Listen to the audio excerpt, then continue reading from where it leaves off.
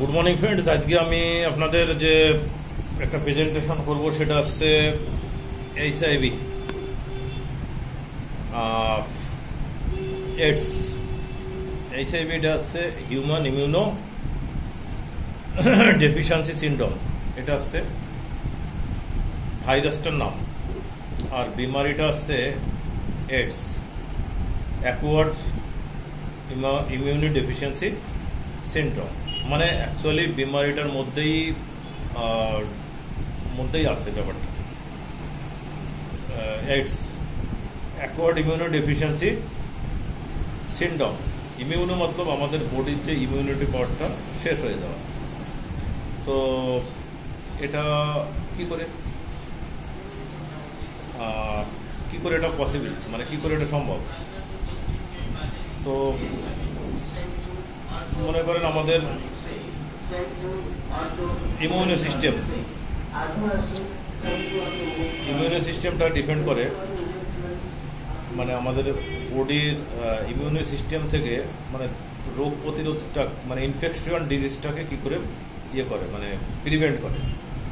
তো ইনফেকশন ডিজিজটা যে কোনো হতে পারে, ভাইরাল হেপাটাইটিস, ডেঙ্গু, এই সমস্ত ইনফেকশন ডিজিজ। তো এই যে ইনফেকশন ডিজিজটা আমাদের শরীরে যখনই ঢোকে, মানে কোনো কীটাণু বা ভাইরাস বা প্রোটোজোয়া যখন আমাদের শরীরের মধ্যে ঢোকে, তো আমাদের বডি সিস্টেম যেটা ইমিউনো পাওয়ার ওটা ফেস করে, কীটাণুর সঙ্গে ফাইট করে। That's name phagocytosis.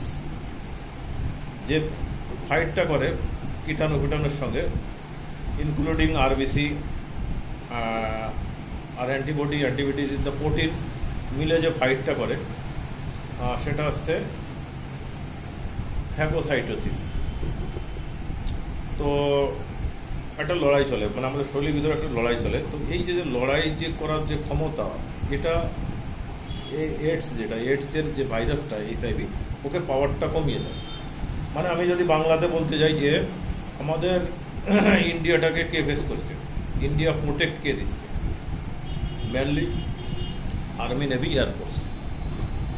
তো আমাদের যেমন 15 লাখ ফৌজ আছে, মানে 12 lakh army, 1 lakh 1.5 lakh air force and 1 lakh is navy. তো এরা কী করে? আমাদের বাইরের শত্রুকে করে, নিউট্রিলাইজ করে। পাকিস্তান যায় না। তো আমাদের ইমিউনি সিস্টেমে সেম।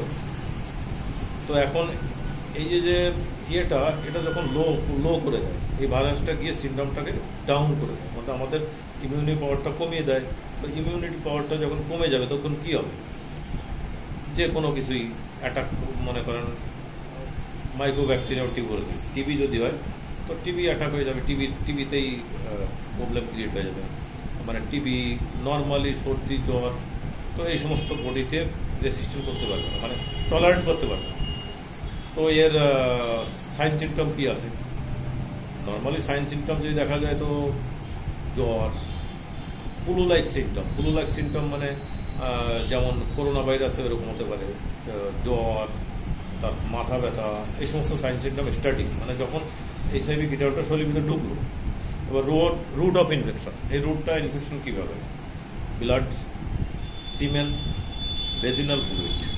তো এই সমস্ত কোনো ইনফেক্টেড লোকের ব্লাড যদি চড়ানো হয়, তারপরে কোনো ইনফেক্টেড লোকের সঙ্গে যদি কেউ সেক্সুয়াল অ্যাক্টিভিটি করে, তো এর থেকে এই রোগটা স্প্রেড হয়।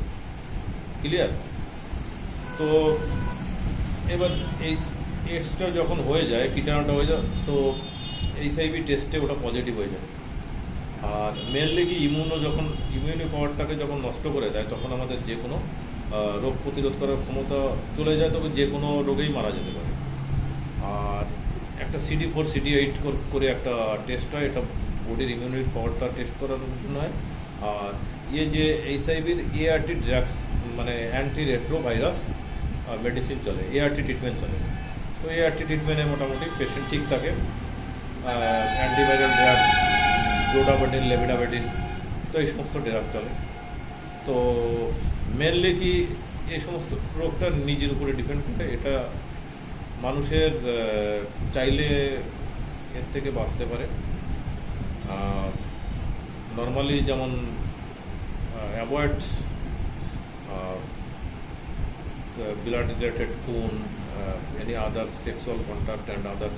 তো এই সমস্ত যে সমস্ত ইয়েগুলো আছে ওর থেকে যদি কেউ দূরে থাকে, মাল্টিপল সেক্স পার্টনার, এগুলোর থেকেই সাধারণত ইনফেক্টেড হয়। ওকে।